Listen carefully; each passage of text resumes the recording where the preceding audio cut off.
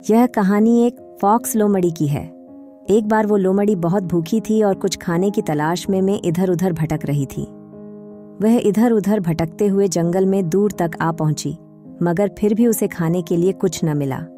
इतनी दूर आने के बाद वह थोड़ा और आगे तक चलने लगी और तभी उसकी नज़र जंगल के एक बाग पर पड़ी और उसे बेल पर लटके हुए अंगूर दिखाई दिए। गहरे जामुनी रंग के अंगूर देखकर लोमड़ी को यह अंदाज़ा तो हो गया था कि यह अंगूर एकदम पके हुए और खाने के लिए एकदम तैयार हैं।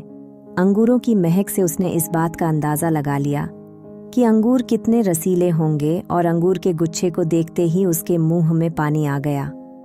लोमड़ी तेजी से अंगूर की ओर पहुंची और अंगूर के गुच्छों तक पहुंचने के लिए उछलने लगी, लेकिन वह अंगूरों तक पहुंच नहीं सकी और धड़ाम से जमीन पर आ गिरी। वह बहुत देर तक कोशिश करती रही।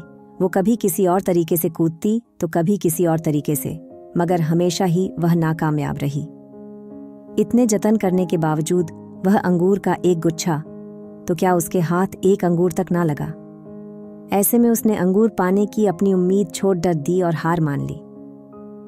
जैसे तैसे लोमड़ी ने घर वापसी का फैसला लिया और पूरे रास्ते यही बड़बड़ाती रही कि अंगूर खट्टे हैं, इसलिए इन्हें मुझे नहीं खाना।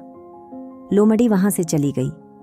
लोमड़ी और खट्टे अंगूर की कहानी से हमें यह सीख मिलती है कि हम कोई कार्य करने में असमर्थ रहते हैं तो हमें उस कार्य को करने के अन्य उपाय ढूंढने चाहिए, न कि उस कार्य को असंभव समझकर छोड़ दी आश देना चाहिए। और हमें किसी काम के लिए जल्दी हार नहीं माननी चाहिए। जल्दी से चैनल सब्सक्राइब करो।